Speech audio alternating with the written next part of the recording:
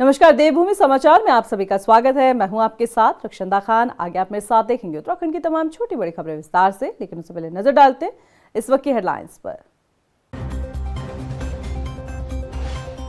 Mussoorie root पर trekking के दौरान सीएम धामी ने की स्थानीय लोगों और पर्यटकों से बातचीत। शीतकालीन चारधाम यात्रा का प्रचार करते दिखे मुख्यमंत्री, लोगों में दिखा उत्साह। बीजेपी प्रत्याशियों के चुनाव प्रचार प्रसार में भाजपा दिग्गजों ने झोंकी ताकत। जन जन तक पहुंचाई जा रही सरकार की उपलब्धियां, छोटी सरकार बनाने के लिए जनता से हो रही वोट की अपील। निकाय चुनाव में कांग्रेस फिर हुई गुटबाजी का शिकार। कई नेताओं ने बगावत कर बढ़ाई पार्टी की मुश्किलें। अपनों पर ही हो रहा वार पलटवार, बीजेपी ले रही चुटकी। उत्तराखंड कांग्रेस को फिर लगा झटका। निकाय चुनाव में बीजेपी की सेंधमारी जारी। अल्मोड़ा में 1 दर्जन से ज्यादा कार्यकर्ताओं ने थामा भाजपा का दामन। हेडलाइंस के बाद बुलेटिन में खबरें विस्तार से। और बात सबसे पहले कर लेते हैं सूबे के मुखिया पुष्कर सिंह धामी की। रविवार को सूबे के मुखिया पुष्कर सिंह धामी मसूरी रूट पर परिवार के साथ ट्रैकिंग पर निकले। इस दौरान सीएम धामी ने कहा कि ट्रैक न केवल साहसिक गतिविधियों का हिस्सा है, बल्कि इस यात्रा के दौरान उन्होंने प्रकृति की अद्भुत सुंदरता, शुद्ध हवा और शांत वातावरण का अनुभव किया है। वहीं ट्रैकिंग के जरिए सीएम धामी ने शीतकालीन यात्रा में आने वाले श्रद्धालुओं को प्रेरित किया। उत्तराखंड में निकाय चुनाव की जंग को जीतने के लिए राजनीतिक दल अपना पूरा दमखम लगाते नजर आ रहे हैं, लेकिन यहां की मुख्य विपक्षी पार्टी कांग्रेस में खूब खींचतान देखने को मिल रही है। पार्टी में कुछ नेता बागी हो चले हैं तो कुछ नेता अंदरूनी कलह का शिकार हो रहे हैं। क्या है पूरा मामला, रिपोर्ट में देखते हैं।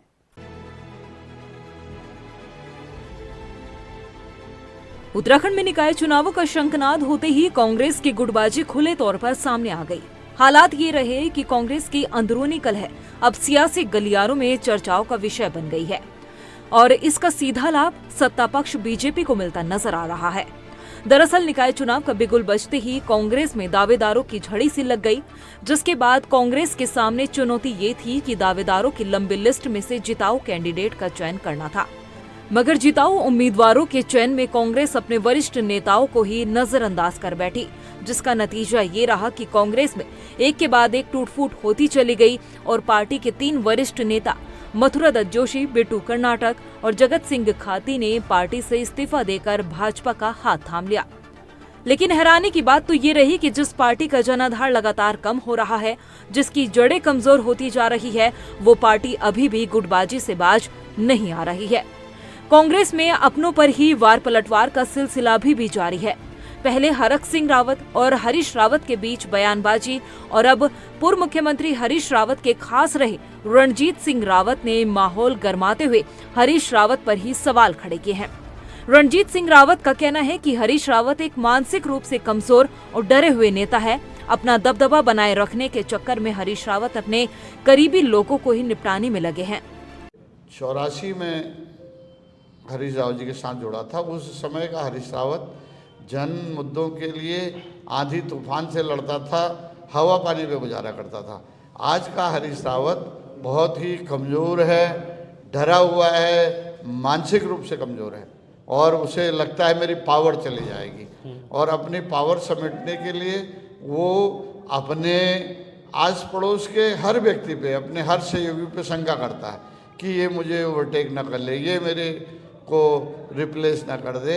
और इस चक्कर में हर व्यक्ति से उनका जो है झगड़ा चल रहा है या विवाद चल रहा है या मनमुटाव चल रहा है। उस कड़ी में मैं भी एक हूँ, मैं कोई अपवाद थोड़ी। हालांकि इस बयान के बाद हरीश रावत का बचाव करते हुए कांग्रेस की मुख्य प्रवक्ता गरिमा दसोनी का कहना है कि हरीश रावत पर सवाल खड़े करना उचित नहीं है। नहीं, मुझे लगता है कि अकेले हरीश रावत जी तो टिकट बांट नहीं रहे थे।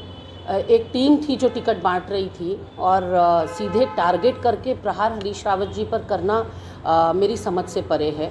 और बाकी हरीश रावत जी और रंजीत रावत जी का अपना व्यक्तिगत आपस में क्या मनमुटाव है ये तो वही जाने, लेकिन एक सीनियर लीडर हैं हरीश रावत जी और मुझे नहीं लगता कि ऐसी किसी भी पोजीशन पर आज की डेट में हैं कि वो किसी को भी निपटाने की सोच भी सकते हैं या उस तरह का कोई पावर उनके पास है।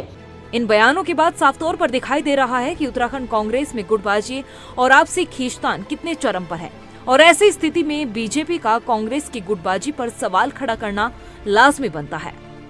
देखिए, हरीश रावत जी कांग्रेस के अंदर अब नेपथ्य की ओर जा रहे हैं और कांग्रेस के केवल एक ही नेता ने, एक ही नेताओं ने उन पर प्रश्न खड़े किए हैं।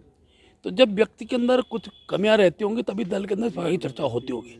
मैं उस पर बहुत प्रतिक्रिया व्यक्त नहीं करूंगा। हम तो क्योंकि कांग्रेस प्रदेश का मुख्य विपक्षी दल है, हम तो अपेक्षा करेंगे मुख्य दल को अपनी भूमिका में रहना चाहिए। लेकिन हरीश रावत हो चाहे कांग्रेस के जितने भी नेता हों और केवल भारतीय जनता पार्टी कार्यों का विरोध करना, अब यहाँ के विकास को अवरुद्ध करने के लिए अनेकों प्रकार के प्रयास करने, चारधाम यात्रा प्रवाहित हो उसके लिए यात्राएं निकालना, तो इस प्रकार का माहौल खड़ा होता है तो भगवान भी ध्यान देता है और इस प्रकार के लोगों को सद्बुद्धि आना तो दूर की बात है, इस प्रकार के लोगों के अंदर विघटन होना स्वाभाविक है। उत्तराखंड में कहावत बन गई है कि कांग्रेस को कोई और नहीं बल्कि कांग्रेस ही हराती है और ये हालात उत्तराखंड में लंबे समय से देखने को मिलते हैं। जब जब विपक्ष कांग्रेस को एकजुटता की जरूरत होती है तब तब कांग्रेस अलग थलग दिखाई देती है। खैर, देखना यह होगा कि पार्टी की गुटबाजी का असर निकाय चुनाव पर पड़ता है या नहीं।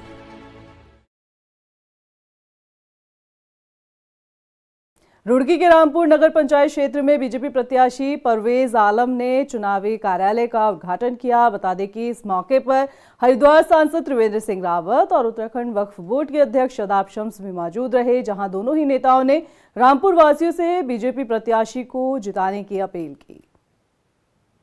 चुनाव कोई भी हो, रामपुर का हो या रुड़की का हो, क्योंकि जनता जिन शक्तियों को चुनकर भेजती है विकास के लिए भेजती है। छोटा परिवार है, कोई बड़ा परिवार अंतर है। इसलिए हमारा रामपुर का जो चुनाव पहली बार चुनाव हो रहा है, हमारे लिए महत्वपूर्ण चुनाव है, यहाँ के लोगों के लिए महत्वपूर्ण चुनाव है। भाजपा की बहुत पकड़ है और देखो भाजपा ने अपना काम कर दिया है मुझे चुनाव चिन्ह देकर। अब तो जनता का फैसला और ऊपर वाले का फैसला होगा, वही हमें सर्वमान्य फैसला होगा।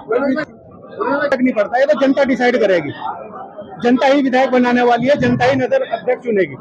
रुड़की के बीजीगंज में निर्दलीय मेयर प्रत्याशी श्रेष्ठा राणा ने चुनाव कार्यालय का शुभारंभ किया। बता दें कि निर्दलीय प्रत्याशी श्रेष्ठा राणा को AMIM ने अपना समर्थन दिया है। वहीं चुनाव कार्यालय के उद्घाटन पर पहुंचे खानपुर विधायक की पत्नी सोनिया शर्मा ने श्रेष्ठा के लिए वोट की अपील की। उधर मंगलौर में भाजपा पदाधिकारियों ने नगर पालिका अध्यक्ष पद पर किसी एक निर्दलीय प्रत्याशी को समर्थन देने को लेकर रायशुमारी की। बता दें कि इस सीट पर बीजेपी ने प्रत्याशी को मैदान में नहीं उतारा है। अल्मोड़ा में निकाय चुनाव से पहले उत्तराखंड कांग्रेस को बड़ा झटका लगा है, जहां एक दिन पहले पार्टी के 3 बड़े दिग्गज नेताओं ने बीजेपी का दामन थाम लिया, तो वहीं रविवार को कांग्रेस के कई कार्यकर्ताओं ने बीजेपी का दामन थाम लिया है। बता दें कि भाजपा प्रदेश उपाध्यक्ष कैलाश शर्मा और जिला अध्यक्ष रमेश बहुगुणा ने कांग्रेस कार्यकर्ताओं को बीजेपी की सदस्यता ग्रहण करवाई। आज कांग्रेस के बहुत ही जिम्मेवार लोग, बहुत ही वरिष्ठ लोगों ने और बहुत निस्वार्थ भाव से, और ये उन्होंने खुलकर कहा कि हम केवल सेवा भाव से हम इस अल्मोड़ा नगर को जो नगर निगम बना है इसका बहुत अच्छी तरह से संतुलित और चहुर्मुखी विकास कराना चाहते हैं।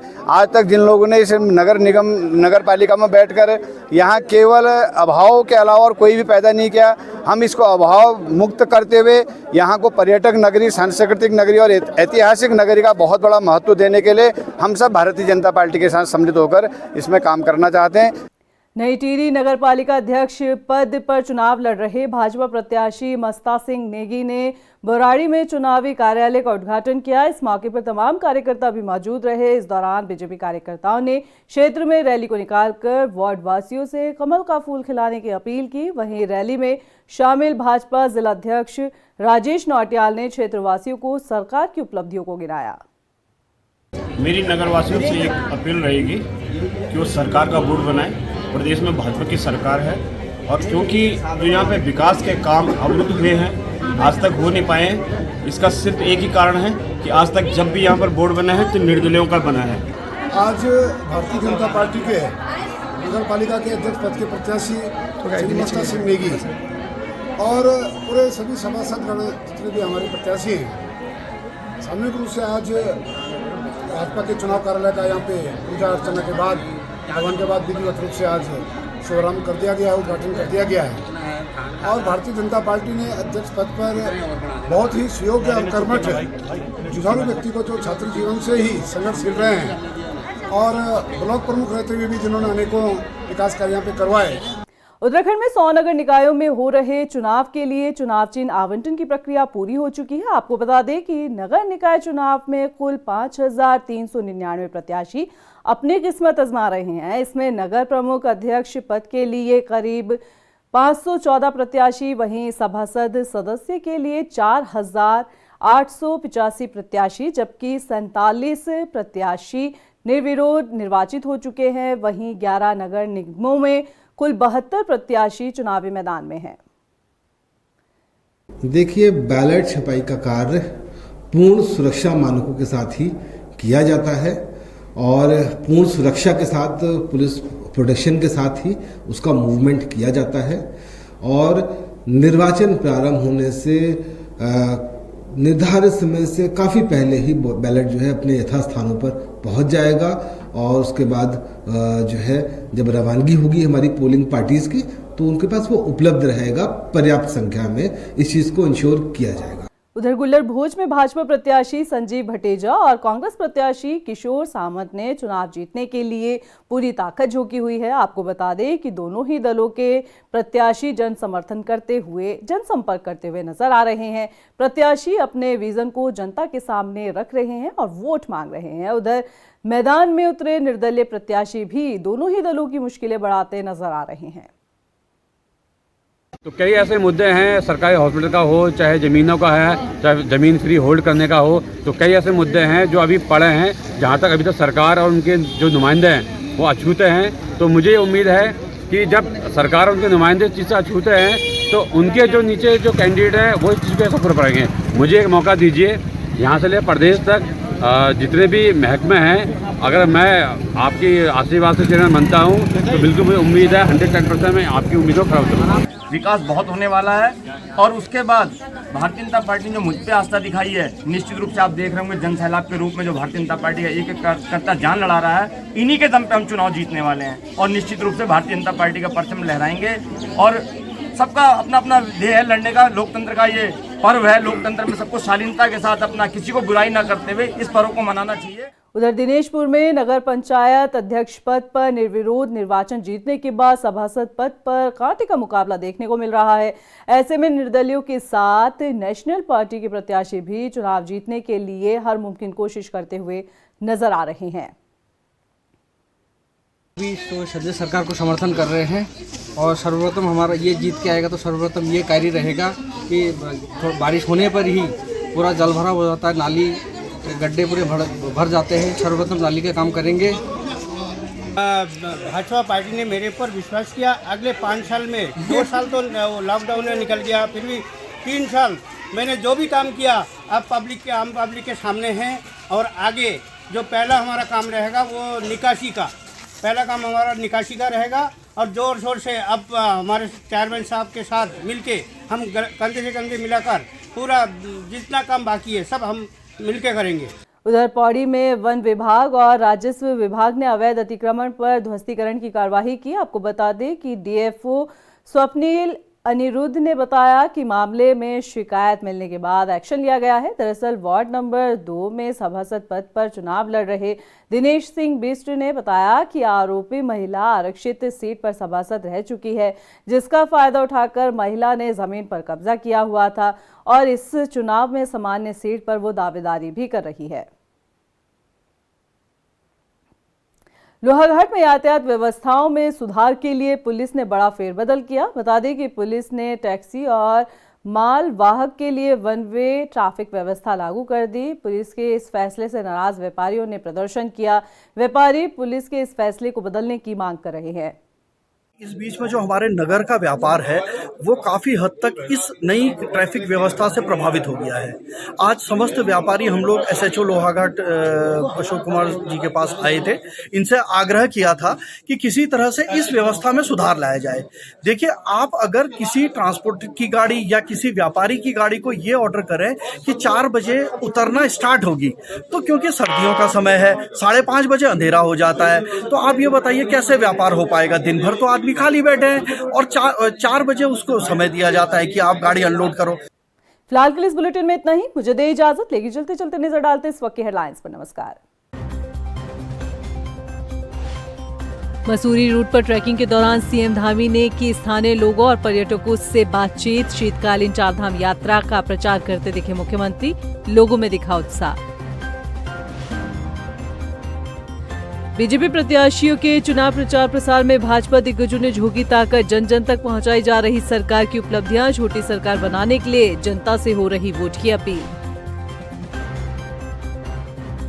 निकाय चुनाव में कांग्रेस फिर हुई गुटबाजी का शिकार। कई नेताओं ने बगावत कर बढ़ाई पार्टी की मुश्किलें। अपनों पर ही हो रहा वार पलटवार, बीजेपी ले रही चुटकी। उत्तराखंड कांग्रेस को फिर लगा झटका। निकाय चुनाव में बीजेपी की सेंधमारी जारी। अल्मोड़ा में 1 दर्जन से ज्यादा कार्यकर्ताओं ने थामा भाजपा का दामन।